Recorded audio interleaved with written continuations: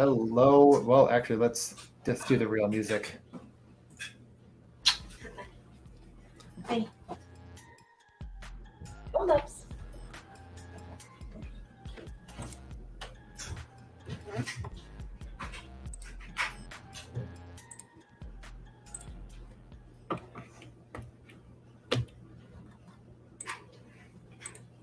Muted. Welcome back to the Morning Skate Podcast. I am your host, DJ Mitchell, here with Matt Moody. Matt, how's it going? Kind of sounds like there's a lot of background noise. Going well. Well, give me a second. The camera is not plugged in, it says, even though it's literally plugged in right here. So I'm working on that. But yeah, give me a... Just mute yourself for a second. I'll talk. Yeah.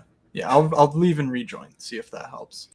A dream come true. Well, welcome back to the Morning Skate Podcast. Off to a hot start. Here we are, final Underdog drafts. It's quite sad. I'm actually in a lobby right now drafting Team 149, and then we're going to jump in and draft Team 150. So, yeah, it's going to be it's going to be an interesting time here. We've been grinding. I mean, at least I have. I don't know how many of you are going to get max in this Underdog contest. I'm not sure. Again, a lot of people I think share a similar sentiment of like, is it worth it to 150 when the prize is 10K to first? And I get that, but there's so many prizes along the way that to me, I feel like if you don't push that edge, you're not going to get anywhere. I didn't think it was going to fill when we started this. So I guess my thought was like, if it doesn't fill, the rake is 11%, et cetera. I can beat the rake, and it is what it is. Matt, you're back. I was just talking about my me going with the 150. Still not working. Congratulations. No, I don't know. Go to your settings. I'm pulling a DJ. Literally, this guy is just it's plugged in and it lights up, but it doesn't register for me to click on it. So yeah, you just get this lovely laptop camera. Yeah, it's pretty. Mine is way worse, but I think actually mine was way worse because like my camera's kind of half blocking it. But regardless, we're back. I am on round 12, 13 turn right now of 149, and we'll be doing 150 for myself very soon. And Matt, what number for you? I think 61. 61. So yeah, not 62, I think.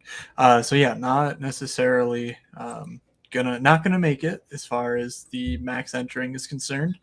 I fully believe that this would have been the best use of $1,500, had I max entered just about anywhere. But, I literally, I just got bored. I would do a few drafts in a day and be thinking about doing another one and just be like, I don't know. Is it worth it? So, major kudos to you and any other sicko out there who actually got 150 in, because I know it was a grind. You couldn't just click on it and you were right in every time. You had to click, you had to wait. So what an effort to get in that positive expectation on every single draft. Yeah, like I was kind of saying before you jump back in, it's like, did I think this was going to fill? No, I mean honestly, I didn't think it was good. When we started this process and I saw that it was doubled in size, I thought we'd get close. I really I had optimism that we'd get close, but it actually filling, it's in sight. Like we might get there, and I really think that's a testament to our community at Morning Skate Podcast more than anything else. Where, I mean, they didn't tell me at Underdog specifically they didn't think it was going to fill, but they definitely strongly made it seem like they didn't expect it to fill or even really get that close. I don't know how on the radar this contest even is for them as far as like realizing it might fill compared to baseball that's not even going to get close. I mean, does it get to 50%, 60%? Yeah, I don't know. Basketball, way off. They have a little more time. The season doesn't start. Hockey starts a little bit sooner because of the overseas games, but they're not even remotely close in the 25 last I checked. I mean, it really is a testament to hockey in general, right? Right now, the double dribble is 31%. The small ball, I think that'll fill 63%. That starts on the 18th, so they do have time to get there. But I really am proud of every single person that either loves this and does it or just jumped in this year to try it out. And I really think that we gave everyone that followed our advice an incredible edge. 3 of 12 advancing in every league. If you did like 10 leagues, you're 25% likely to advance. So I think you get that coin flip and get the 3, maybe more, because we are talking about many lobbies where people were drawing dead from the word go. Probably, and I would say on average, 3 to 5 teams, maybe right at 4. That's normally an average between 3 and 5. We're just completely drafting teams that were almost 0% likelihood, in my opinion, to advance. At least one in the lobby was drafting a team that I would say legitimately has 0% chance of advancing. Matt, any thoughts about the contest before we get into our final? Yeah, no, I'm interested. I'm wondering if there's how much in-season content we're gonna get from the Underdog people, just as far as like actually being able to see like before the year starts, like who are the 1% guys, that kind of thing. I know we've gotten some of it for the NFL, when that started. So I'm personally interested to see, how the field play goalies. We've seen so many weird things that clearly don't make sense, but I also think there's like a lot of soft edges as far as like where goalies are being drafted relative to just like the limited supply of usable goalies, which is ever shrinking as the league gets more and more into a 1A 1B type tandem situation. So those are things that I'm hopeful to sort of get like an immediate read on right when the season starts. I don't know if Underdog's going to hook us up with that data.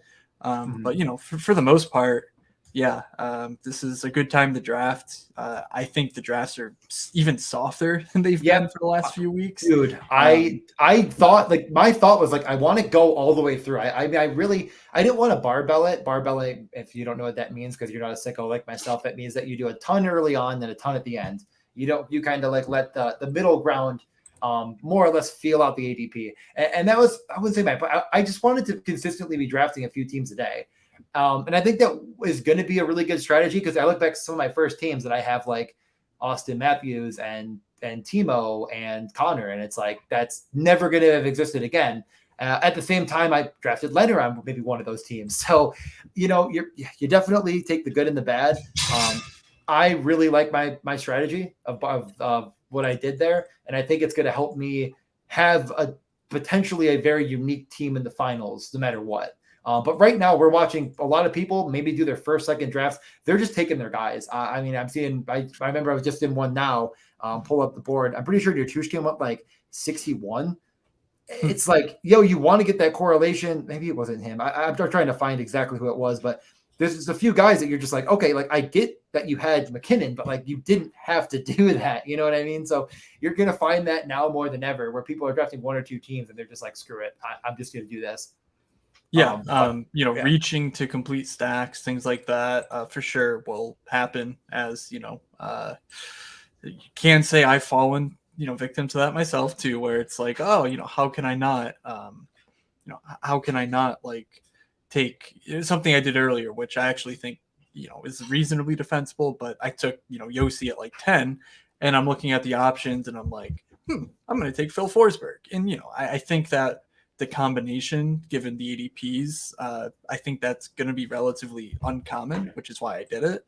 But things like that, where you're literally getting, a guy like 10, 12 spots ahead of ADP, those are going to happen more and more, which also means that if you have a guy that completes your stack, people could be sort of reaching past him to complete their own stacks.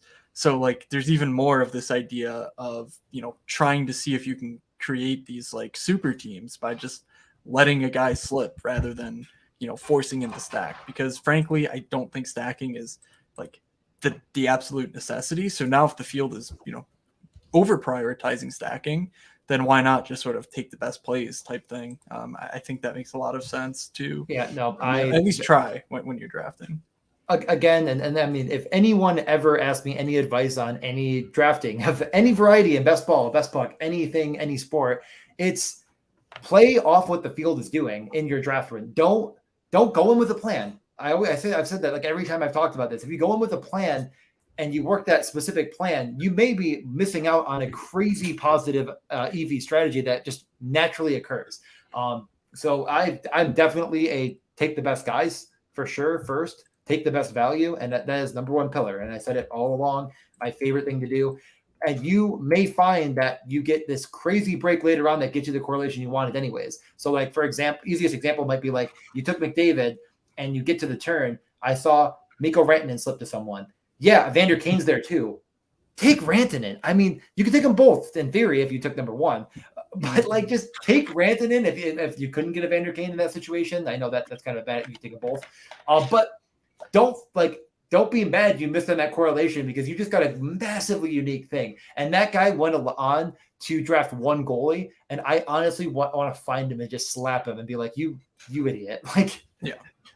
No, those are the worst, where you spotlight those dudes that are like, oh, wow, like, they got incredibly lucky, and then they don't know what they're doing, and it's kind of like, phew, bullet dodge, but also like, like, why couldn't that have been me, type thing. So, yeah, I've been screwing with my camera. It just is not trying to. Wait, your camera it doesn't.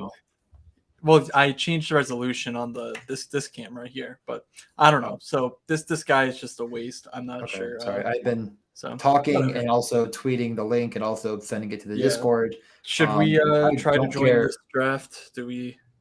Yeah, I'm on my last pick right now. I'm actually just pulling up all the stuff. So give me 1 second. Let me just Hopefully, let's just let me know when you click enter. I don't want to. 1, 2, 3, enter. $10 out the window. Okay. And fetching draft 4 people. Okay, everything's pulling up. Yep. I am confident my exposures are very wrong right now. Very, very wrong. Well, after 148 drafts. My exposures that are showing are not right. If that makes if that helps you, Matt. But because very wrong implies that one pick is wildly changing your 150 set, which I find very interesting of an idea. No, it's not. You're right. No, I'm just saying I know multiple guys that are like the same. It isn't letting me. The HUD isn't letting me grab exposures right now for some reason. I don't know why. It just it's not giving me that option. Oh, there it is. Aha. All right. I should be good to go. We got two to go, 3 to go, 3 to go. Let's look if we're good, and we are good. Okay. So I think you're going to be impressed. I will present my screen and present screen, share. So let's see. I'm grabbing my exposures. I actually have 60, not 61. So cool. I thought you said your goal was 75. That was that still is my goal, You got time. You got time. We'll see. All right, back to the StreamYard window. Freaking A. Caulfield scored. Damn it. I thought I was going to actually squeak out that under. No. Oh, man. Is what it is. Blues scored. Oh, okay. DFS is going well. I got to check the lineups while we're getting this together. We are 2 away from starting, but if you look at my screen, I did actually just finish that last draft, which isn't going to show up, but it was a 101. So actually now McDavid is going to be my highest owned of the Elite 4, if you will. I think that's Elite 4. That was the Pokemon, I believe, as well, if you know what I mean. Yeah, so you got slightly over on all 3 of McDavid, Matthews, McKinnon. That's cool. By the way, just 8.5% would be in line with the field if someone doesn't want to do that math in their head. So basically, anytime you see a guy below 8.5% on DJ's mix, he'll be less. I think you're on the clock here, DJ. Is that? Well, no, it hasn't started. Oh, I'm on the clock in the other one. Oh yeah, wait, it didn't. Why isn't it working on my phone? What the heck? I have a queued player. I was just going to take Peterson here. I'm very low on him. Just draft him. Okay. That was my last goal. Here, I'm just saving DJ's ass over here. I had him queued. I don't know why it decided not to work. Oh, was it queued on your phone maybe? Yeah. The queue doesn't update between the two, but I'm pretty sure it knows to pick from the queue. No, I can't even describe it. My phone wasn't like it was stuck on the last guy, saying that the last guy was still hold on, let's see if I can even get the last team. Oh no, it's 2 behind, and it wasn't before. Okay, screw that idea. We're 1 short now. Let's just go back to the draft. Who cares? It's not going to show my last team. That was a McDavid team. I tried today. I was like, I picked 4 at least once, and I just got McKinnon again. I thought I had a chance to maybe get Leon a couple more looks because I would have liked to have them all pretty even. But when I picked 1-1. Like if I would have picked 1-2, I probably still would have just picked Matthews. There we go. You're picking 1-2. I'm picking 1-2. Let's go. Finish off with a 12er. I mean, it is what it is. I'm not mad about it. As you can see, I really did do my best to get a good spread of exposures through all these guys. I'm a little bit over on Pasta just because he slips the most. I just picked him actually in my last I had him at 11, I think, last time. And he's just getting there a lot more than I expected. So anytime he slips, I take him. Ovi, I was starting to take over Kaprizov. I think that makes sense, but also I could see it going south. Like if Ovi just stops hitting as much, maybe or something, but I still think he gets an edge over Kaprizov overall. But you can make a bull case for either of them for sure. But I don't think either of them are gonna get to me all the way at 12. So, I mean, just going through my first round, I have 5% McDavid. I have 15% Matthews. That feels right to me. Not intentional, obviously, but like a 3-1 split, I think Matthews is the right pick at 1. So I have a little bit of McDavid, obviously, and if I get him here, I'll happily take him. But I definitely made an effort to try and be double the field on Matthews, which obviously now has worked. I have 16% McKinnon, 6% Draisaitl. I have 1 share each of Kaprizov and Makar. I honestly thought their ADP would drop. I didn't really see Ovechkin, Kucherov, Pasternak staying beneath those guys, given their historical track record. But I'm 12% Ovi. I'm 22% Kucherov. That was the guy. And 5% Pasta and 7% of each of Yossi and Kachuk. So, that's my first round breakout. Obviously, if Makar and Kaprizov are the absolute guy you need, I'll be hurting. But I just felt pretty good about my ability to, one, make up defensive points with Makar via other avenues. And secondly, that Kaprizov, the sort of the team losing Kevin Fiala, the line of Hartman and Zuccarello, like I just feel like Kucherov is like an actual MVP candidate this year. I don't understand I think everyone just forgets how good he is because he's been hurt so often. And just on a buzzsaw of a team too. So, definitely a bit more takey than I was maybe originally anticipating. But, given I'm pretty spread out otherwise, I don't feel too badly about, kind of being condensed there on that one spot. Yeah, I mean, I kind of feel like Kucherov and Pasternak are very interchangeable to me. Just because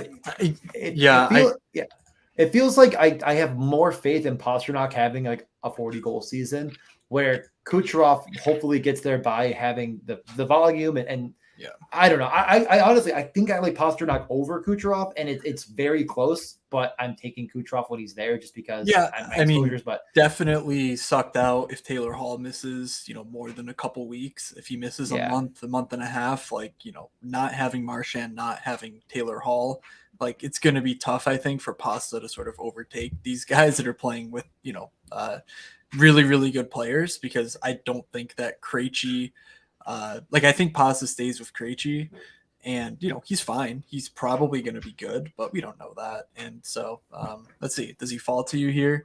Because I mean, it's happened before. If it does, it does. If it doesn't, it doesn't. I mean, Shesterkin, I was honestly considering because I'm really, really low on him, but I just feel like he doesn't quite get to me. I feel like the chance of Shesterkin sinking me is just not as high as so lower exposure. I mean, I'm super low on Vasi. I just don't take him there. Really? I'm low on. I take him when I don't know. I take Timo over him.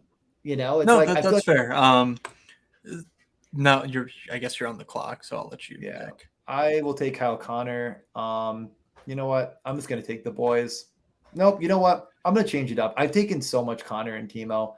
I'm going to take Yossi. He's never going to repeat. What am I even thinking? I have enough. Let's take Pat. Draft do it. 150, DJ. Don't screw it up.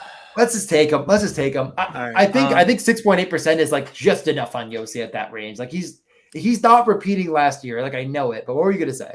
So I was gonna ask you how you were distributing your goalies, because I actually found that interesting that you are really low on not only what you have, how much Shesterkin? It was like 5% or something. No, it was less than that. Less than that, yeah. So basically, the top two goalies on the board you had basically none of, which I found interesting. Very little. Yeah, I mean, I just don't think it's necessary. Like, first and foremost, Shesterkin had an historically great season.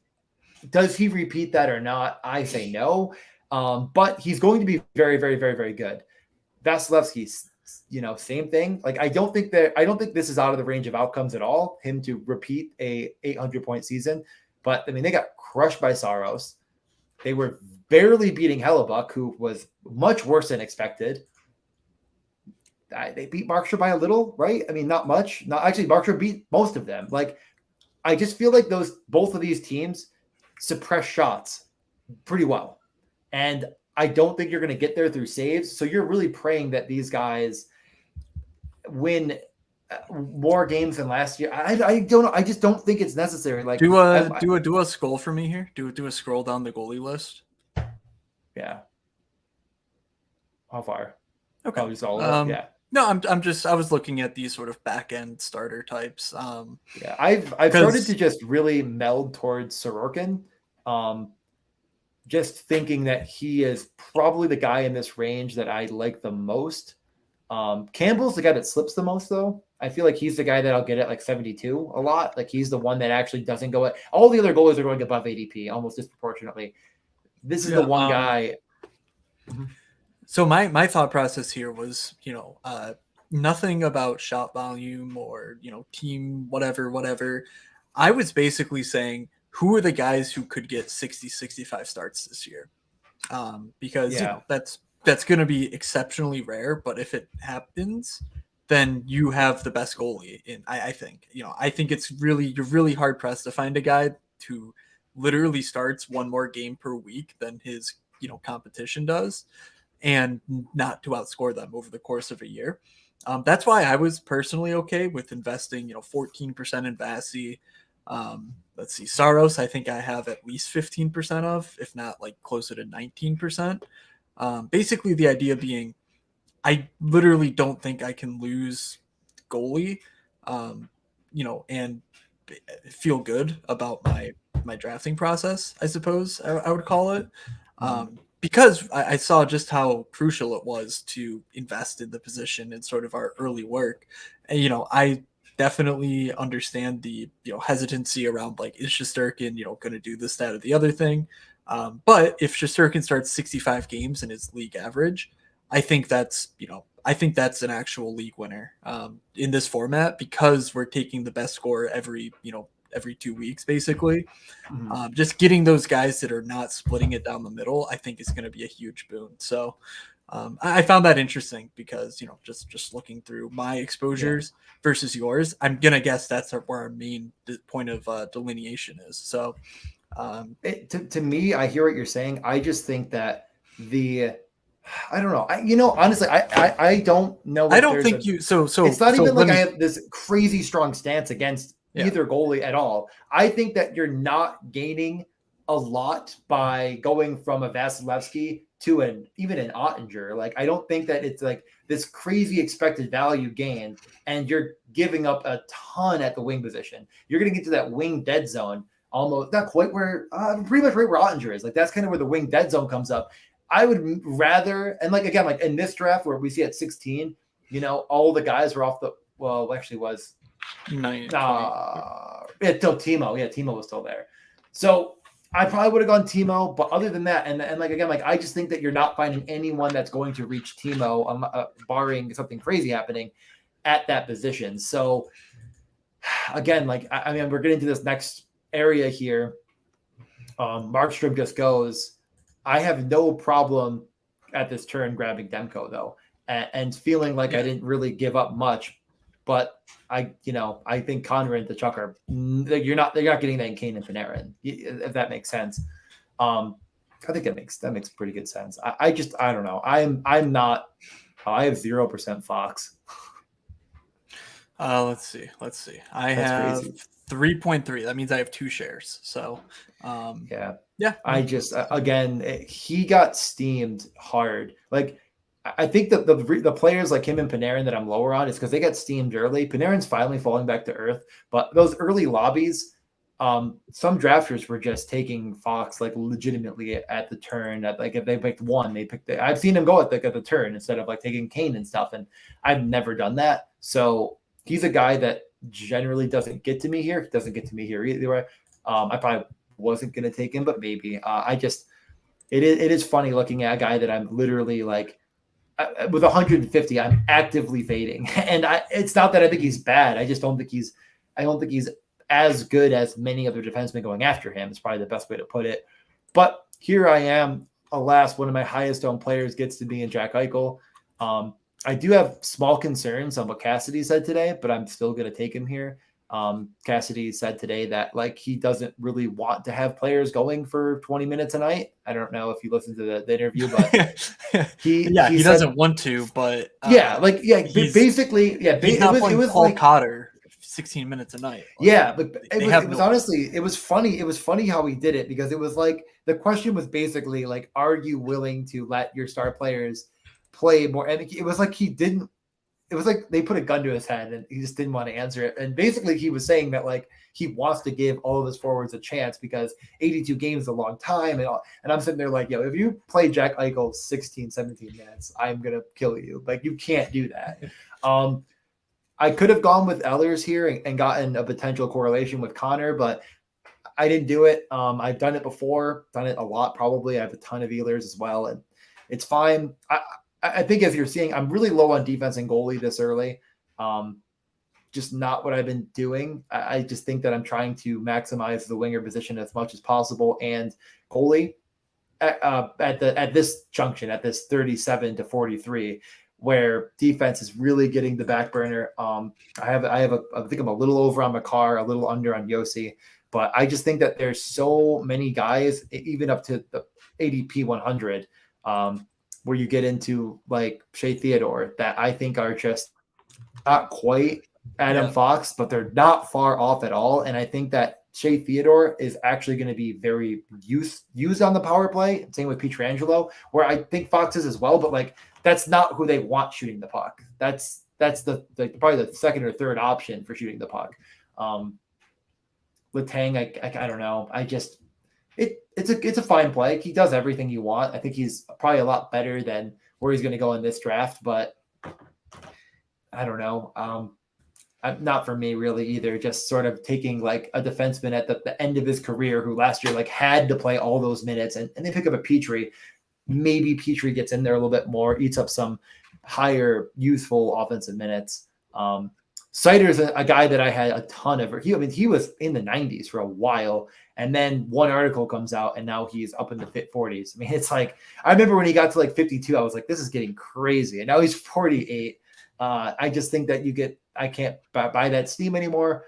And John Carlson, I take him with Ovi, but he feels totally fine here. But again, I find myself rather taking Fiala or Nylander and getting my second or third winger, just try to win that position because I think I could piecemeal together 3 defensemen that will more than make up for this, where I don't think that's coming later. Yeah. So an interesting thing, I was just looking around. I don't know how many people here read The Athletic or read Down Goes Brown religiously like I do, but Down Goes Brown does this kind of interesting contest each year. It's basically just for bragging rights, but he basically has like a bunch of questions, and you have to give up to 5 answers for each question. And if you get any of them wrong, so basically if you give 5 answers and one of them doesn't hit, the entire answer is incorrect, and you can answer once, you can answer twice, whatever. Like you can pick as many as you want, and you get like a progressive point scale. 1, you get 1 point. 2, you get 3 points because it's 1 plus 2. 3, you get 6 points. 1 plus 2 plus 3, so on and so forth. But again, if you get 1 wrong, you get a 0. The questions are things like 5 teams that'll definitely make the playoffs this year, 5 teams that'll definitely miss the playoffs this year. And one of them is there's 10 total, and one of them is these 5 or up to 5 defensemen that'll definitely be in the top 10 for the Norris Trophy. And so when you were talking about the defensive position and just sort of how that like landscape looks as far as best ball, obviously it's not the same thing as like the Norris Trophy consideration in whatever. Mhm. But I went to go look up Shea Theodore's odds, because I was like, oh, that's an interesting thought. I hadn't really considered that, like, this guy that, because I selfishly I looked through my best ball exposures to say like, who should I pick, because I've basically subconsciously done that, like, oh, this guy's going to be good this year sort of calculation with the odds and whatnot. And looking at the Norris Trophy, Shea Theodore, DJ, guess how many players have shorter odds to win the Norris this year than Shea Theodore? Guess how many Like players? shorter, meaning like Cale Makar's plus 135. Like Shea Theodore is not plus 135. So anyone who's like closer to Cale Makar than beyond Shea Theodore. So like the total number of players, that's all you want, or do you want me to guess the players? Okay. Yes. No. Like just guess the number of players. Okay. I would say it's probably a lot higher, because you're making it sound like it's a lot higher. I'm going to say it's 12, 14. Yeah, there are 12 people. 12? Wow! I nailed it. I don't know why I even tried to change literally my guess. did. So, like, but Shea Theodore is being drafted as defenseman 19. And, like, if Shea Theodore wins the North, and Devon Tays is ahead of Shea Theodore, which is absolutely hysterical. Like, I would bet my house that Devon Tays does not win the freaking Norris Trophy. Are you kidding? But anyway, 35-1 on Shea Theodore. The only guys ahead of him are Chris Letang, Tays, Quinn Hughes, Miro Heiskanen, Mo Seider, Ekblad, McAvoy, Hedman, Fox, Makar, Yossi. And, like, there's a bunch of guys before that go in these best ball streets. And, not to say that they're, like, one and the same as far as, like, being voted for the Norris versus, like, actually putting up a good fantasy season. But it's, we're talking upside, like, it's pretty damn close. And it just goes to show, like, the level of respect that Shea Theodore has from, like, these odds makers who, we can quibble here and there, but generally speaking, they're pretty sharp. There's a massive opportunity here. If Eichel is anywhere close to the real deal, for Shea Theodore and Alec Pietrangelo to absolutely erupt offensively. Yeah. Because, who else is doing the scoring here? Like, it's just a very interesting situation. The bold case is super easy. Like, look at the rate shooting they lost going into this year, and where's it going to go? And look at historically how this power play has operated and who shot the puck. I know Eichel's going to take a lot of those shots and super high on him, but it's going to be the point, because they have two of the literal best shooting. They're like, I don't know. I don't even know what the right term is to use, but like, you know what I mean. But Matt, you teed yourself up with an and, so I'm sorry I cut you off. And, Bruce Cassidy is one of the most successful coaches as far as like territory, like on ice, like shot share. And obviously having guys like Patrice Bergeron, like Zdeno Chara, a few years ago, McAvoy coming up, like all these guys are really, really good. So that helps. But even when those guys weren't on the ice, Boston was pretty dominant.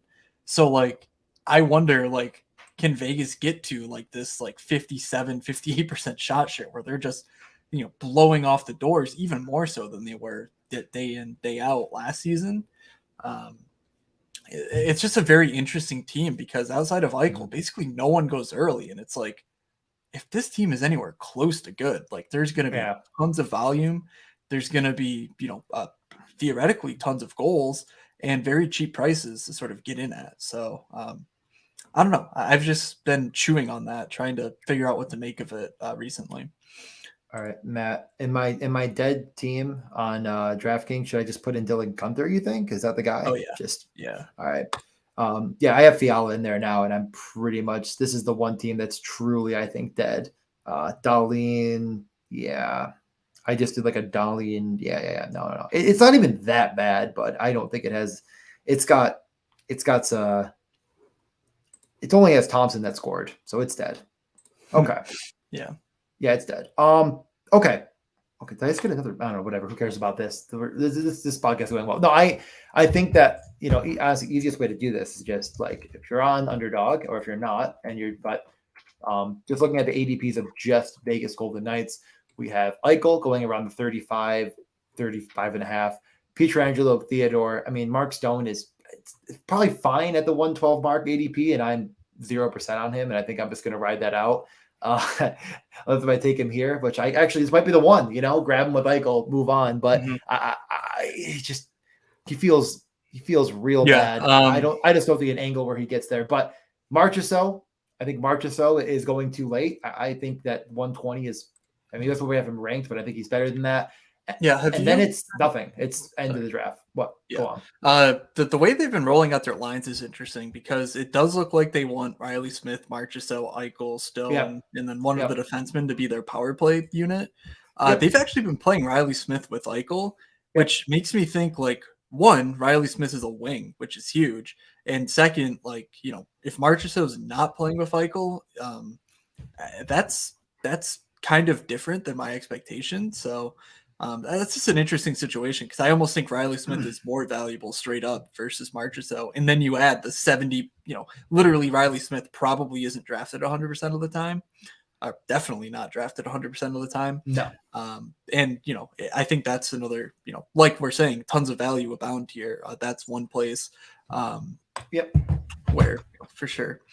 No, I was banging the drum for Riley Smith. I feel like pretty early on, and I'm really happy where I'm at right now. Now, okay, let's look at your team in this draft. So your final draft. Let's cherish it. Eichel, we're just getting there. So I was So Eichel, Connor, the Chuck, Nylander, who I got a decent bit after ADP, and then I got Demko and Jari, which is much more of my strategy. I think that these two goalies make up for the Shesterkin type of thing, especially because I think both of them could see a ton of starts. So here I am, 84, 85. I have a lot of options. I think I'm going to do something I don't do that often. I'm going to take Scheifele here because he fits with Connor, and I'm going to do it. And I think I'm just going to take Pietrangelo. I don't know. I want Theodore more, but he's just not going to probably not making it back to you given that ADP. Yeah. I think I'm just going to take Pietrangelo. I think they're both real good. Yeah. And when I listed out those Norris odds, Pietrangelo and Shea Theodore were the same odds. 35 to 1. So. Yeah. My point is, I think the difference between them is minuscule to nothing. I think that at least Pietrangelo, the only added benefit you get with him is that he probably will hit more hits, more blocks, and he might even get the initial leg up on power play time, which I think if both of them play 82 games, you're gonna get better rates, better floor with Pietrangelo all year long, but you're gonna get, I think, more goals from Theodore, more chance of like the real big peak. So I think in like a final scenario, and as you can see, Eichel, Pietrangelo, Theodore, I'm above the field on. Not by a metric ton on Pietrangelo, but by a good bit on Eichel, and definitely a lot on Theodore as well. Marchessault comes in right kind of in the middle of all of them. And then Riley Smith, it's like I take him almost, I feel like every chance I get, but not enough at 8.2. I'm going to definitely really try to steal him from you here if I can. But yeah, I only have 3.3% of Riley Smith because I don't have that much Eichel. Frankly, I've been lucky to get a lot of these stud centers. Yeah. So, I've like half of my drafts, I've started out with one of these top 4 studs. So it's really, it's tough to double down on the center position. And also at the Eichel position, when I do take, 2 wings, is usually when I start to grab the goalies. Obviously I'm slightly over on Eichel, but I'm not like mega over, which is probably my main regret going into the season because I think people are just far too low on Vegas. But don't worry, I have 20% Shea Theodore. I think he's my highest owned defenseman. So, really no problems otherwise. Right. No, and it's like for like, I think we talked about Vegas a little. We definitely have already touched them a little bit, but it's like, to me, this is legitimately a playoff team. I know the goaltending is a little bit suspect, but I'm not that worried about it. They actually did confirm Logan Thompson is going to be the starter to start the year, so I feel bad with only 2% on him, but I do think it's going to be a true 3 goalie split, and they're going to really feel it out. And I don't think any of them are going to see enough stars to probably get there. But I think that with all that being said, there are just not a lot of chefs in the kitchen as you take Shea Theodore, and a lot of room for potential big upside. So we're both going to be probably racing to get Riley Smith to complete a stack. Matt, you just picked, though. You're about to pick again. So go over what you got and take your next pick when it gets there. Yeah. So I have Matthews, meaning, that the Norris value wasn't that interesting to me. I also have Tim Stützle, who looks like he'll be the second center in Ottawa, so I don't see a ton of like correlational value there. I don't want to pick a third goalie yet, and wing is completely dead. So I am going to dip down the board a bit and just finish up this Stützle Claude Giroux. Yeah. I don't love it, but at some point, like I really wasn't not that interested in Ryan Hartman. I don't think he gets the power play run he needs, and again, I'm low on Kaprizov in general, so it's like Hartman has many ways to fail, whereas I don't quite see that out of these other wings that I could have been picking from. I was thinking about Vail Nichushkin as well. He's a guy that I only have 7% of. I think that's too low. I think that he's, especially with Landeskog. But there's a chance that when Landeskog comes back, if Nichushkin's playing well, he could sort of take over what now looks like Lekkonen's role, on the power play, the Nazem Kadri type role. Let's see. I worry because someone's probably gonna steal him. I don't see that many common names though in our group, so maybe everyone just missed it. But I actually saw it today. I'm not gonna put this in the Discord because I don't want these mouth breathers in Discord to be stealing my pick. But Bruce Cassidy said Logan Thompson's our guy. He said that today. I just said that. Yeah, I know. But you were saying, oh, he's not going to get enough starts. Blah, blah. And it's like, have we seen the Boston goalies under Bruce Cassidy? They've been incredible. So, yeah, I know. That is a guy that I am low on and I don't like. And he, when that injury happened, he went to the moon. And I was just like, I'm not taking him over. I mean, people are taking over Matt Murray and Gibson and stuff. And I was like, I'm just not doing it. There goes my chance of getting one Mark Stone. Oops. Yeah, Murray's been interesting. He's risen, he's risen like 40 spots in ADP, and I almost think it's because he's been good in the preseason. Yeah, there's no other reason. Like, there's nothing else. 10% is my max. I'm not going over it. That's just. I also have 10%. I would be happy to go over that, but well, I'm going to be taking definitely one of my guys here, Tyler Toffoli, top line. Probably top power play, and everything's leading to him being one of the trigger guys and Huberdeau being one of the passing guys. So I'm going to go with Toffoli, who I'm very, very, very high on. I think I'm going to leave Gibson. I just don't know if I need to do it right now and complete my third goalie. I kind of want to get someone a little bit later that I don't have a lot of. So, man, I think I'm just going to go with Teravainen here and get another winger that I think if he plays a full season, could get over 600 fantasy points in the Underdog scoring system. He's going to be top power play, top line. He plays with Aho and Jarvis. And I just think that, like, if that sticks all year and he does get I think he will get the power play one. I think that power play is going to be even better. And I think that Jarvis is going to actually push this line to being an elite line one. They lose Trocheck. They pick up like freaking Sasny. You know what I mean? I just feel like that like their line two now is just going to be Svechnikov and that's it. So I think that Teravainen just is better than that ADP still at 109. Yeah, like Teravainen, I don't know. He's a guy that I don't even know if I don't think I have much of him. And it's just a factor of I don't know how often he actually cracks your like does he ever take the shots? Does he ever score the goals that you need? And I feel like he's a bit dicey in that regard. I'm also relatively low on Aho at ADP, just because I feel like Burns takes up a lot of the offense there, and just the floor, the like the goals. I don't know where they come from on this team, but I don't think they're coming from Teravainen. So he's part of the reason I struggled so much with my last selection. It's like that range to me. Like I like a lot of these 140-ish guys more, which feels strange, but that's sort of the conundrum I've gotten myself into.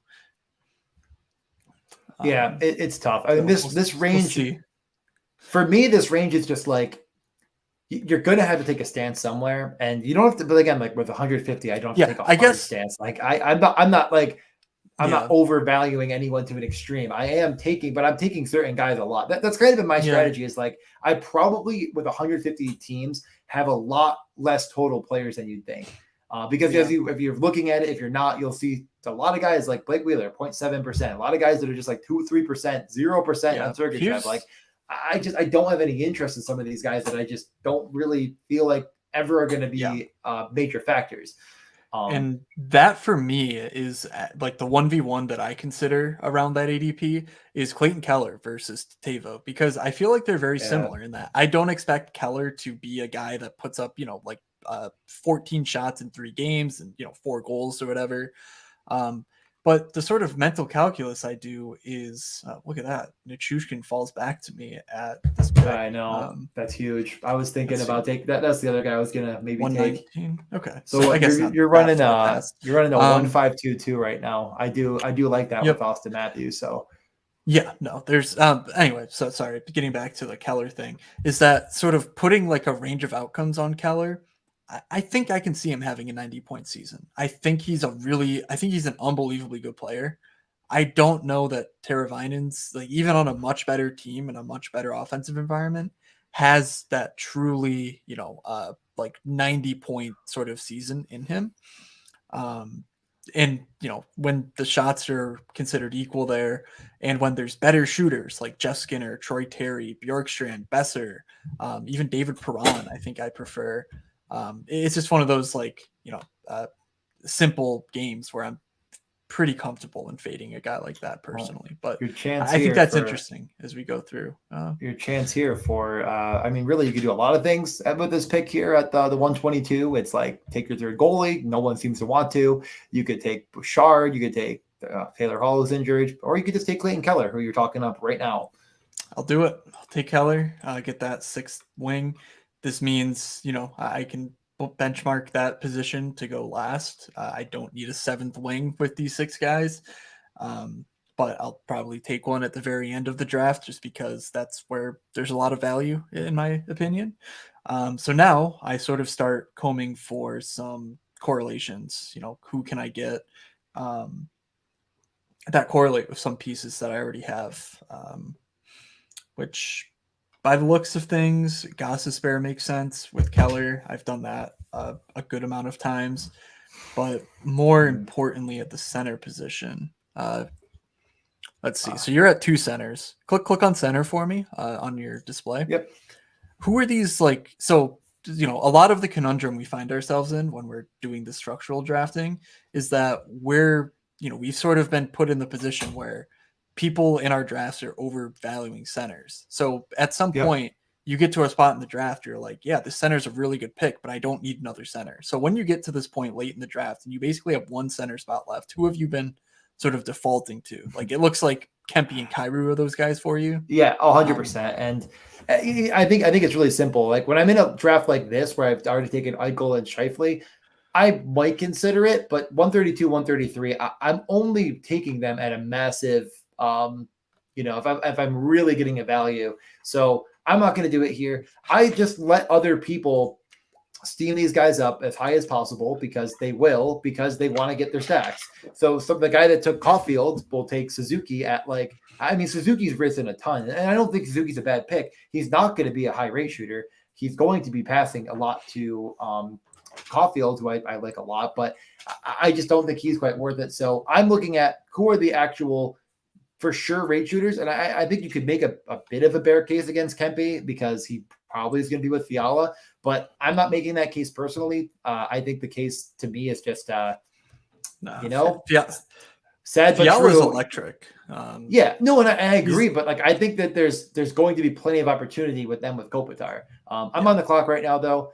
I am gonna take Bouchard here. He's makes just perfect consistently sense. on power play one. I don't have a correlating piece. Maybe I find someone later, but I just don't even freaking care. Getting exposure to Edmonton is fine by me. I think I'm just gonna finish off defense with Erik Karlsson. It's my last draft. I'll take Erik Karlsson if I want to. That is a very good point. So Pietrangelo, Bouchard, Karlsson. This does give me an opportunity with center and wing to find that one more piece if I want to, because there's a lot of guys late. I've been taking some of your favorite player, Kevin Labanc, lately. Just getting a little bit of exposure to him. He is line 2 right now. Looks like he might be on the first power play. We're gonna find out in a few days. Yep. And I just think that he is. There's such an easy bear. Bear. Yeah. Bull. Yeah, I was like, no, it's not there. Yeah. Whole case on him because we've seen the stats of the rate shooting in the past. And if he has Logan Couture by his side and Erik Karlsson at the point, I just don't really see a scenario where he's a bad pick in the 16th round. And he's going undrafted a lot. I think he's a great differentiator piece. He's really one injury away from being potentially a major focal point. He's going to get the power play over Barabanov to start the year. So it's, you're telling me he could be with Hurdle, Timo, Karlsson, and Couture on the first power play. It just feels like there's a lot of opportunity for him to have a peak week. Really, if your 16th round guy scores a couple times, it's probably a good thing. Yeah, Quinn has talked him up so much that I think he's actually got a lot of leash. It's pretty clear that when Greer came in, they sent out some of the guys who they just felt weren't not it. Jonathan Dahlen, Rudy Balsers, guys who we in DFS were like, oh my God, these guys shoot, they're good offensively, let's go when they're in the top 6. They kept Kevin Labanc, and that means something to me. And I think it's also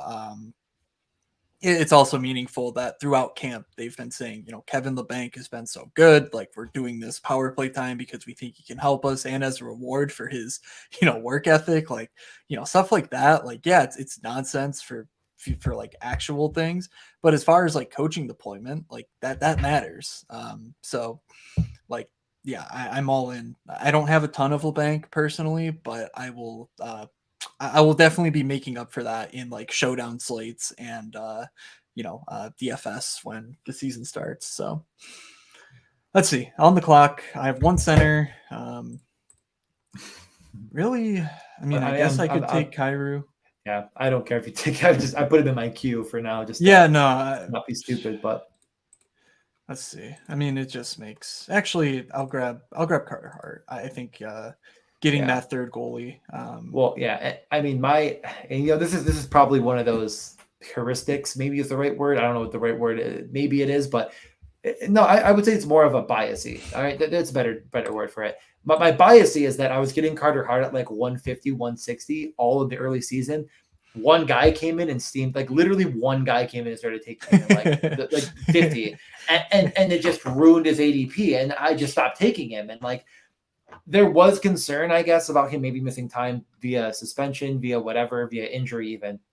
That just hasn't come true. So yeah, he is going to see a lot of starts. The Flyer you're up on the clock right now. Take your guy first, and then I'll finish my thought.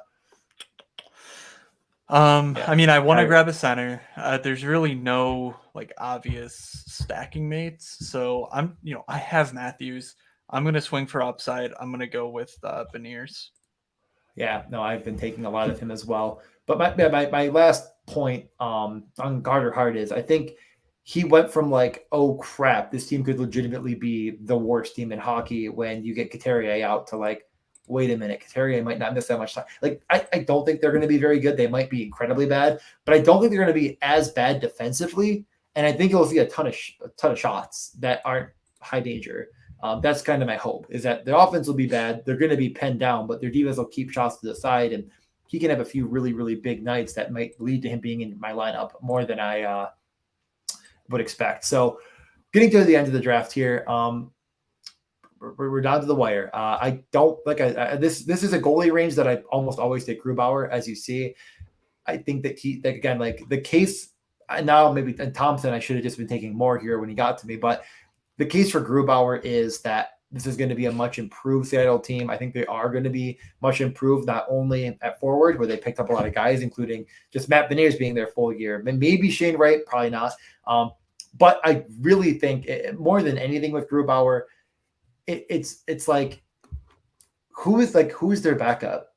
Like Martin Jones, like I don't think there's really much there. But then again, I guess you can make the same case for who's the backup for Vegas, right? Like Brossoit, Aiden Hill. Like I don't. I think you can make a case for either of them too. Whereas Spencer Knight, who goes here as well, and he's just clearly not the starter. He's, in my eyes, is not going to get the run. Omar has fallen a ton. I think he makes more sense than Spencer Knight even.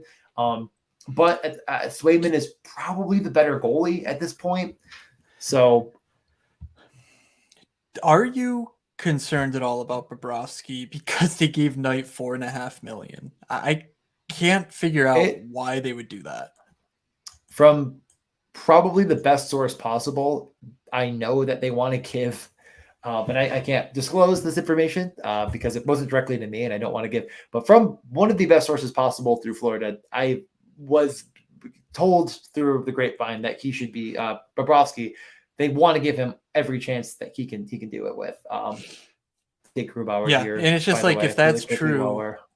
While we're talking, I just don't think there's another goalie after him, except for Allen, who I have a lot of that I'm actually like high on at all. Since it's my last draft too, I mean, how do I not take Victor Arvidsson here? It's just like, I mean, how do you not? Yes.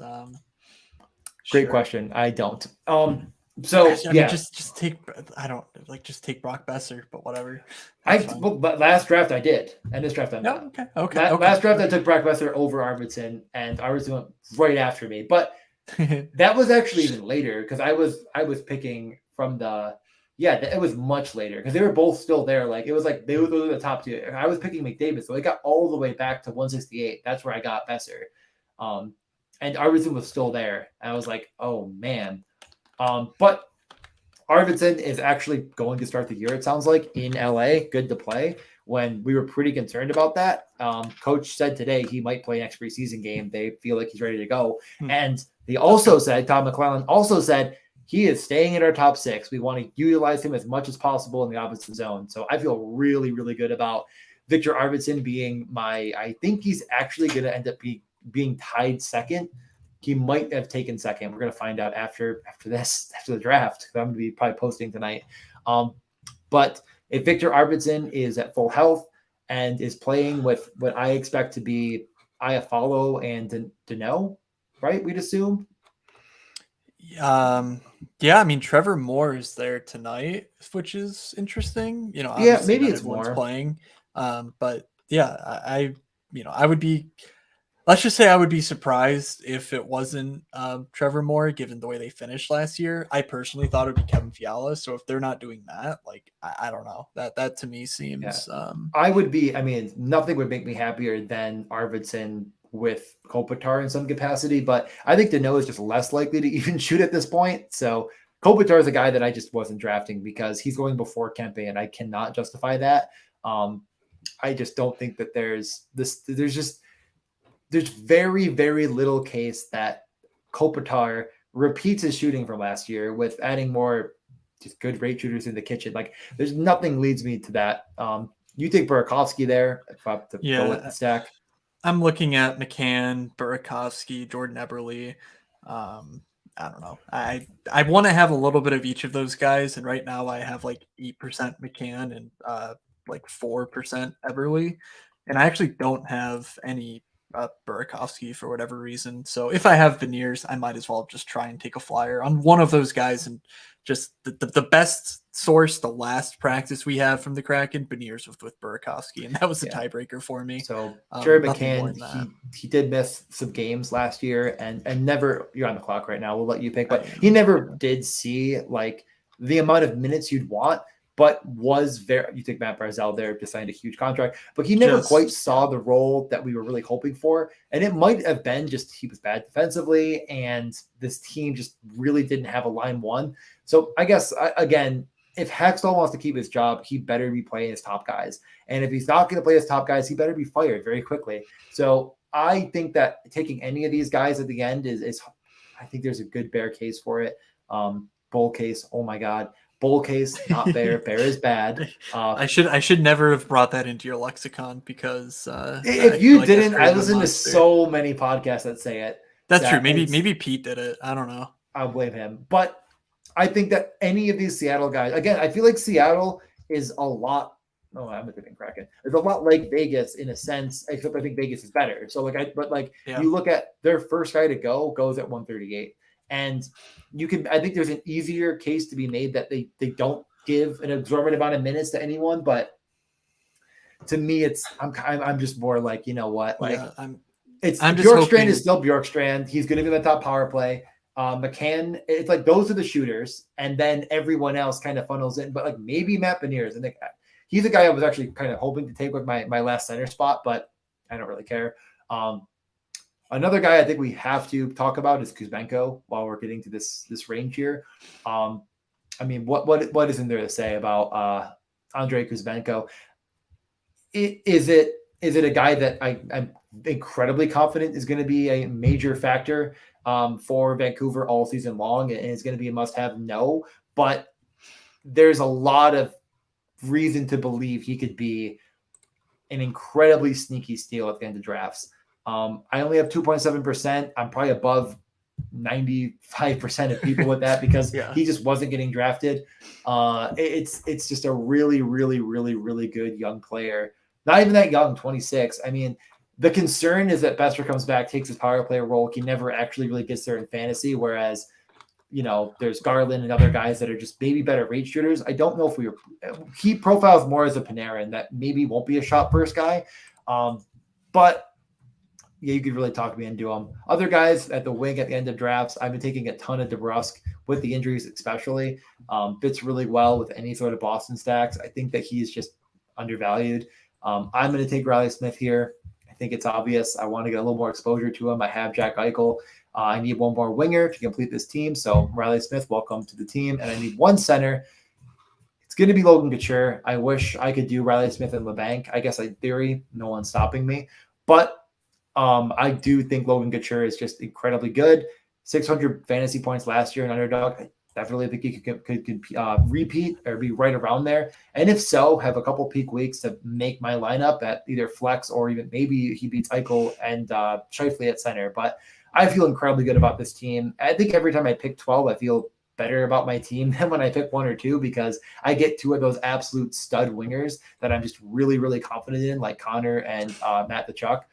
Whereas when I pick McDavid, Matthews, yeah, I know I'm giving myself a bigger advantage at center, which is more valuable in, you know, making it to at least the first round of the playoffs. But I think I can make up for that by just being a savvy drafter and not convincing myself I need a fourth, fifth center and convincing myself to not, you know, take goalies when you're like, I don't know. I think that I just, it's a better, like what I end up with feels a lot better to me. So my team for the audio listeners, at center, I went Jack Eichel, Mark Scheifele, Logan Couture. At winger, I went Kyle Connor, Matt Tkachuk, William Nylander, Tyler Toffoli, Teuvo Teravainen, Victor Arvidsson, and Riley Smith. At defense, Alex Pietrangelo, Evan Bouchard, Erik Karlsson, and finally in net, Thatcher Demko, Tristan Jarry, and Philip Grubauer. I mean, it's really hard to poke a hole in that team. Other than the fact that I don't let the record show, you just read out 16 NHL player names in the span of 30 seconds. Did not butcher one of them. I believe that is a first in Morning Skate podcast history. I kind of did not say Teuvo right at first. I did repeat it because I didn't really say it. I kind of said it like Turvo. Like I kind of feel like I added like an extra weirdness to it because I like wanted turbo. To say turbo. Yeah. I said it weird because I wanted to say turbo, honestly. And I was but like, that wasn't. I think the Teravainen, I mean, obviously it's easy for the sickos like us, but like Teravainen seems like a bit even more of like a Teravainen, you know, that type of thing. If you're, so I was more looking for that, but sure. If you're ever laying on the couch with your significant other and you want to play the game of just like finding hockey players and making them name it, I do it once in a while. It's very fun. It's a good time. So Matt, I'm not sure if you've ever done that, but it's a good time. Matt, your last pick is a guy that I've also been taking quite a bit of here at the end of drafts. Tell us why you took Justin Schultz over Vince Dunn. Because Justin Schultz is going to be their power play quarterback, and Vince Dunn had his chance and sucked, frankly. So that's I'm pretty okay. straightforward. I think I'm dead even split on both of them. I'm not sure if my exposures are ever going to update so I can see all 150, but I am very happy that How does it did feel? make it. Oh, there it is. It kind of disgusting, but here we are, the final exposures. No, it's not final yet. You gotta. Oh my God! There it is. There we Wow, go. There it is. Oh Boy. man, it's Eric Screenshot Carlson. it. Eric Screenshot it. freaking Carlson does it. It's one of those things where I feel like no matter how much Eric Carlson moved, and it wasn't as much as he should have, and that's why I just kept taking him. Like, I just kept thinking, like, and like I'd be in a room and I'd be like, all right, this is the one, I'm probably not taking him here. Like, I already took it, and then he'll just get to me at like 142, and I'm like, all right, I can't do it. I have to have him. All right, and snip. Let's God. I'm just looking at 150. It's just hold on. Let's do this again. I don't like how I did this. I can scroll down a little bit, I think. No, I can't. Oh, no, right here. No, but then it's gonna get. Oh, no, there's no better way to do this. There's no way to make this bigger. Is the problem? I mean, you could zoom out. That's yeah. I'm not good at this. I kind of just want to get any player over 250. There we go. Wow, Nylander made it to 250. That is a little bit surprising. Okay, so 2 and over. So I'm gonna not go too into detail. I'll kind of just brush up on a few of them. I'll just go position by position and give it my top 5 or so. So at center, zoom back in for us. It's pretty hard to read.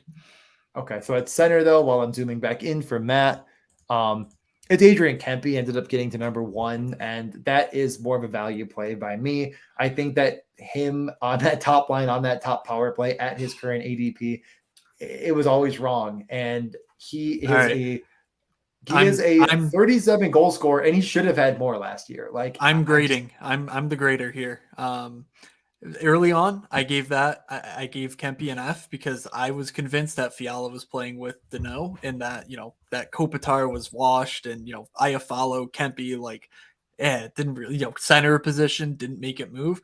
Kempe's playing with Fiala. It's go time. It's go time. I missed out, DJ. Kudos to you. That's an A. That's an A. Not quite an A plus, but that's an A on Adrian. Yeah. Again, like, he's going at 138. He's my 3rd center in. Like, in that center range, who else is going to potentially, like, he goes in a lot of my McDavid teams as my 2nd or 3rd center because I'm like, who is actually going to beat McDavid ever in a week? Maybe no one, but I think Kempe actually has that chance because I think he is a 40-goal scorer. Number 2 is Jack Hughes. I was taking him at 90. I was taking him at 80. I took him all the way up to 46, really. I never really stopped because I do think this is an elite NHL player that if you do the math, which I've done on the show before, he could have been getting closer to 700 fantasy points if he stayed healthy. I'm just really high on the guy. I have a conditional grade to apply. Type in the name Holtz in your search bar. Do you have any Alex Holtz? No, I took 0. No. I don't regret it though. I don't regret that. All right.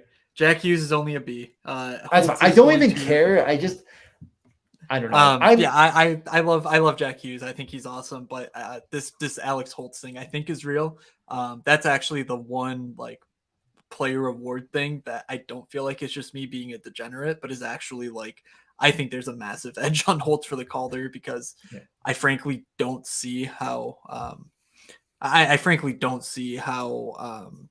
he, if he plays the full season with Jack Hughes, how he's not a Calder finalist. It's just Lindy Ruff is trying to give him that opportunity.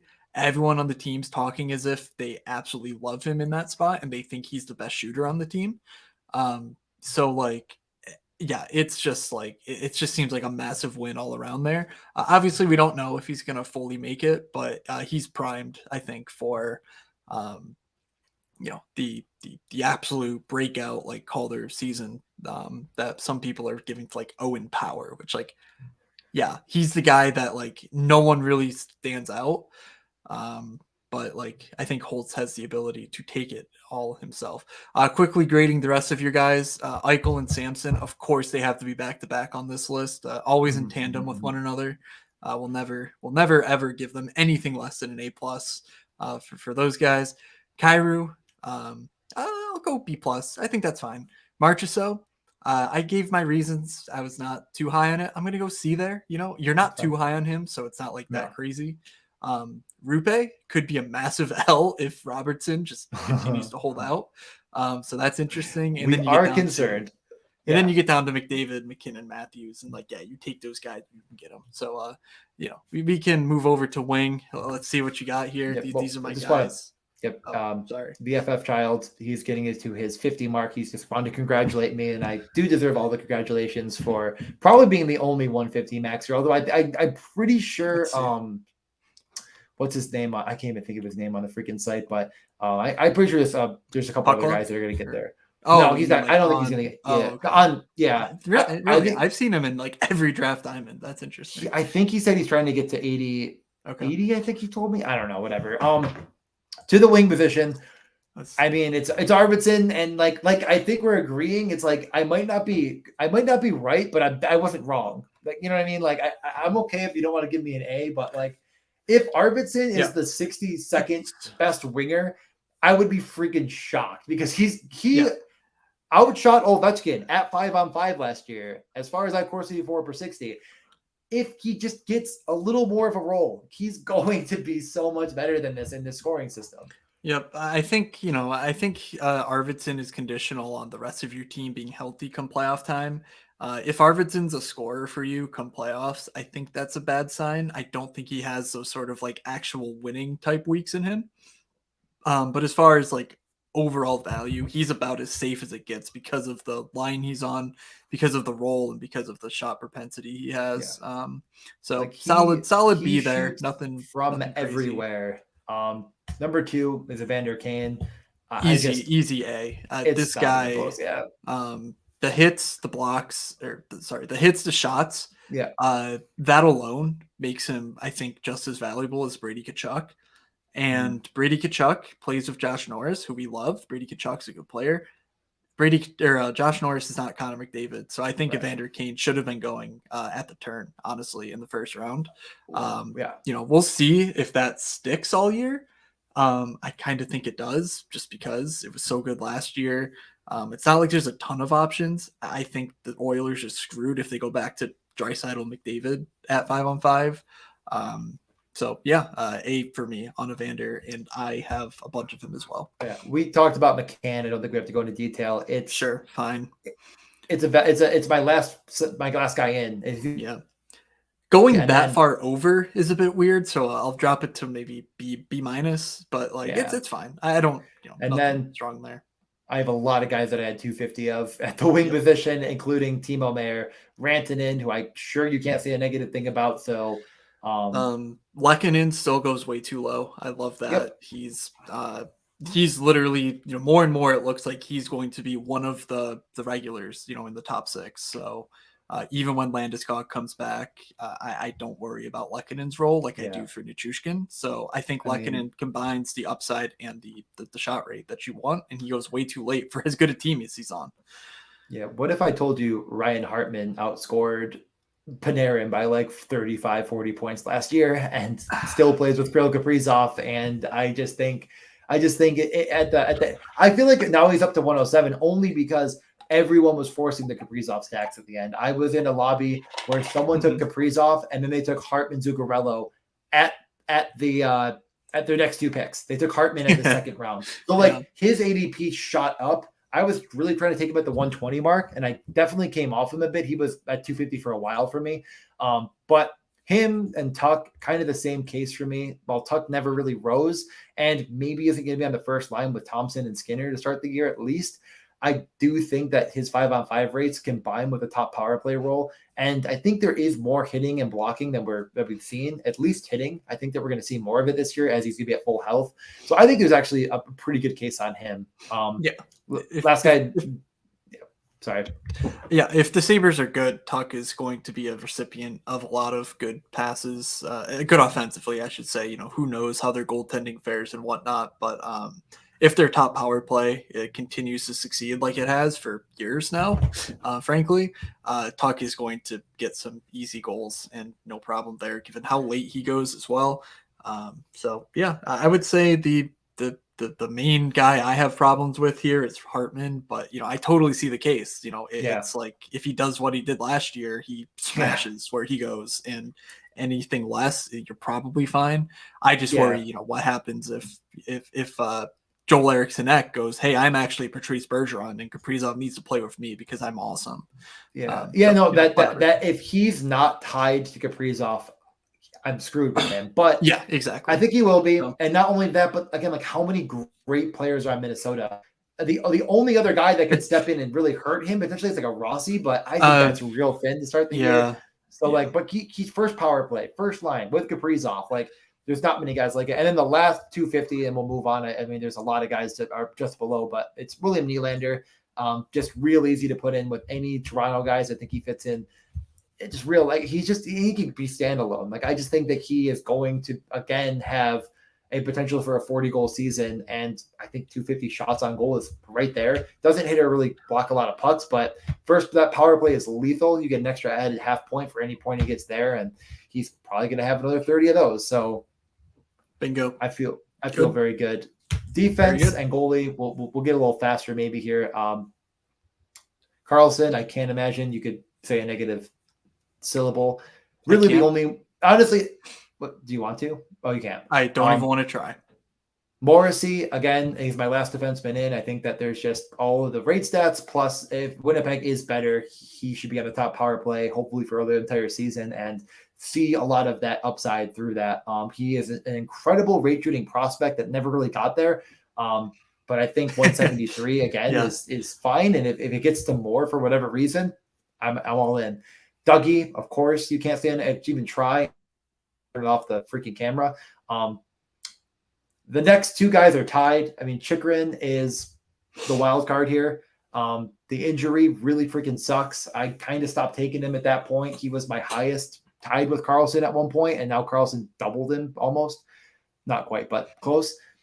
It sucks, the injury, but if he's back in a couple weeks, I'm okay with it. If he gets traded, which he candidly said he wants to, I think he's much better than his ADP, especially on some teams like in LA. Like if LA takes him on and puts him on the top power play because Doughty can't do it anymore, all of a sudden we're looking at a defenseman that should have been going a good 40 picks earlier. So he's never my first defenseman on a team. 27 of my teams have him. I think I'm overweight, and I think he wasn't quite a guy to be exploitative with in the end. But other than that, I'm hoping that 18% of him doesn't hurt me as much as it could. Is kind of how I feel. Yeah. So Carlson, A. Morrissey, I think that's a B. My preferred is actually Rasmus Anderson, who might go slightly later, but they're the exact same ilk where like there is some contingent. He could lose his power play job type thing, but we know Anderson starts off on the power play, and we're pretty sure Morrissey does as well. Dougie, he's fine. I actually don't.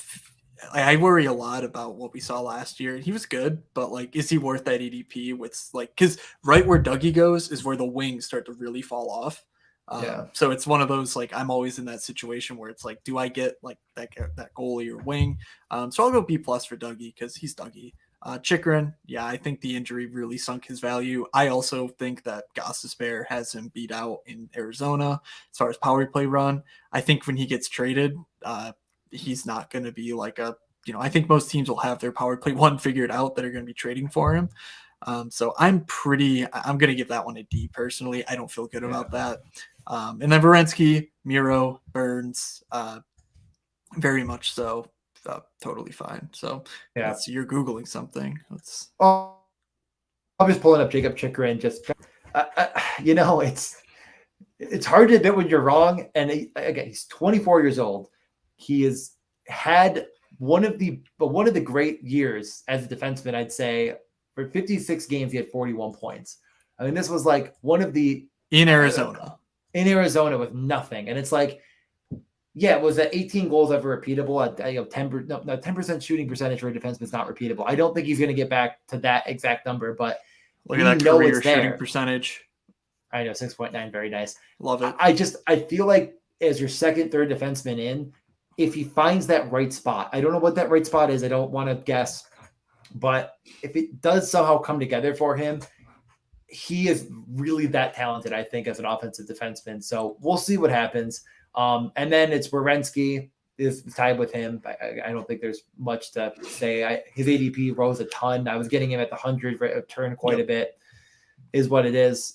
Before we get to the Miro, Heiskanen, and Burns, Theodore, Falk, Bouchard, McAvoy, injured to start the year. Again, I'm okay with missing a month of McAvoy. Hopefully he's back before December, and I'm okay. Pietrangelo, and then we kind of get down to the range of, I 8% McCall 0.3 Yossi. I think that's correct. So I don't know if there's any. I didn't get exploitative. It's been like a absolute bargain bin because I was just oftentimes taking my third defenseman as Morrissey or Falk. Falk a little bit tougher because Krug will see a lot of power play run, but the rate stats for everything are there. Mm-hmm. So you hope he just finds a way.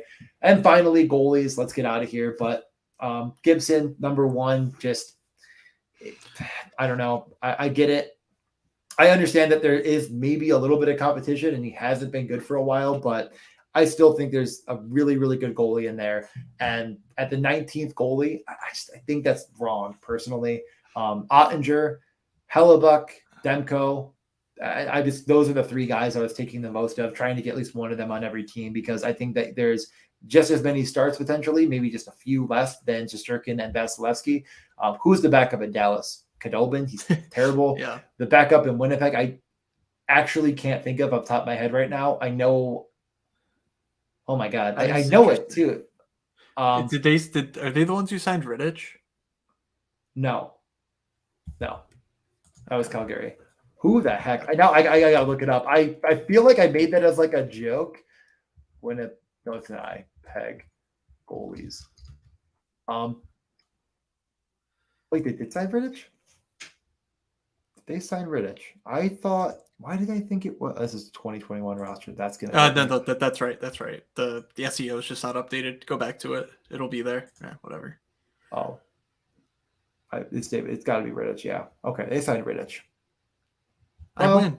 What do I win? Okay. But whatever, right? And then Demko. I mean, yeah. Vancouver has no one either. I would say Jake Allen maybe the first one I could be wrong on, but again, I don't know, man. Like, he's going to see a lot of run. I think he's going to see a lot of pucks too. He's going to see so many hockey pucks. Yeah. As the last goalie in, I just, that I was taking Jake Allen pretty much any time I had like Ottinger, Hellebuck, Demko, and one of these, good mid-range guys like Sorokin, Jari, Bennington, Kemper. That was kind of I was kind of three manning it like that, and hoping to make up a lot on the fact that I have more Leonard than the tie with Shesterkin, and I have more Leonard than I have Vasilevsky. So not great. I think it's actually only 5. I might still lose a team, so I got to keep an eye on that just in case that team. I don't know if it ever fell off. I got to look into that, but because I thought I lost one of them, but Leonard probably won't play this season. Is what it is. A couple of my teams are probably going to be nothing you can do there. All right. So from I think from Underdog, you know how when like a YouTuber gets like 1 million or 1 billion views or whatever, they get like the golden plaque. I think Underdog should send you a golden plaque for you have to be the first person to max out this tournament ever. I would think, unless Eagles did it last year. I don't know. I really don't know. Yeah. So, one more round of applause and then we'll get out of here. In the next day or two, we will get out a more official season preview, but we felt that rather than doing several episodes, previewing the season, doing this Underdog stuff was a great way to sort of sharpen our minds on, what these teams look like, what the best plays, what the sleepers, that type of thing. It all comes out in the wash when we're putting money to it. So I thought this was a great way to sort of like preview the season, use preseason, use everything that we have to sort of generate these takes. Yeah, I would say more than anything, this is really, and I know the scoring isn't exactly the same, but this is like our total preseason preview where it's like, what are the players that I am exploiting in the market? Unless if your stats are like no shot on goal stat and whatever, like if it's literally just goals and assists and stuff, like whatever. I'll also point out if you go to puckluck.com, you can download our rankings for Underdog, which are including some sort of a variable for value, as well as you can actually download that into Excel and change stuff around. You can delete things. You can mess with it. I asked one guy because he asked me about it, and I was like, yeah, sure. Like, how did it work? He's like, oh, it worked really well. Like, I could actually change things around. So do whatever you want with it if you're good in Excel. And lastly, on the Underdog tournament, I'm just doing the math right now really quickly. There is 785 entrants left, divided by 12. That leaves us with 65, which would mean that 66 drafts left to go, meaning that we're on pace to actually maybe close this out. I'm actually a bit surprised. This contest will close at 11 a.m. or 9 a.m. 9:24 a.m. Eastern time on Friday, meaning that we have all day tomorrow, all day on Thursday, and then in the morning on Friday, it will be done. If you are on the West Coast, that's like 6 a.m. It's going to close on Friday, so you might not get there. So 66 more drafts. We get a few off tonight. We get it down to Do you know 60. why it's I'm sorry. Do you know why it's 9:24? No idea. I noticed that. Okay, I don't know why. because maybe the contest starts at 11, so they probably do like an hour. Like they time however long. Hold on. I feel like I feel like they screwed that up because I also had in my head that the game started at 11, but it actually starts at 2. So like Eastern. I'm wondering if they just screwed up Pacific and Eastern, but whatever. It doesn't really matter. 96. It takes that, so a draft could take a grand total of 96 minutes. Yeah, exactly. That's why. So they started at the wrong time. Yeah, I think that's what it is, but whatever. Like doesn't like, matter that's why if you fill it. So 9:24 plus the 96 minutes would get us to 11, which is when they're saying it starts, but it actually starts at 2 p.m. Yeah. I see what you mean. Maybe for some reason they just need to start it like a little bit earlier. I don't know. I feel like the NFL also started like an hour or two before. Okay. Somehow, if you psychopaths have been here listening to this for however long now, 80 minutes or whatever, please do go into the Morning Skate podcast Discord. Check out the announcements tab. We've gotten a ton of respondents to it already, so thank you to everyone who went in and sort of answered the survey that I posted in there. But basically, it's just to sort of further our partnership with Underdog, sort of getting 3 questions, nothing too strenuous or anything else, but just sort of getting a sense of, who the customers are, what the Morning Skate podcast Discord looks like, in hopes that we can one better sort of like tell Underdog, hey, these are the people that are playing these contests. Like if you make the contest, they will come. They have money. But this is DFS. This isn't guys like with $10 just trying to have a good time. Like these are grinders. For the most part, these guys are all serious. So this sort of data just would be useful rather than me just telling them that, but actually saying like, hey, I did this to sort of like set the groundwork of like, these people will be invested in your product. Give us something useful. So, again, check out the Morning Skate Discord. It's in the announcements channel, and just go in there. That'd be much appreciated. So DJ, anything else before we close this one out on a successful best ball season from you? I will say the only thing I'll say about Underdog, as well as all these drafts and all this fun, is that if you are in some of the states that can do the pick'ems, which Matt is not, but I am, they allow you to do things like pick 2-3 shooters against the goalie to have saves. And like you can actually correlate picks together like you can't on any of the books. So it's not always value. Like sometimes you aren't getting value, but oftentimes you can find it better than the books. So you can actually like put that in a parlay that doesn't let you, but figure out what the rate or the odds should be. Realize that the maximum or the what's the word? The times 5, whatever you're getting, the multiplier. The multiplier. That's exactly what I was thinking of. Will pay you more than it should, even if you were allowed to bet that. So it is exploitable in some capacity.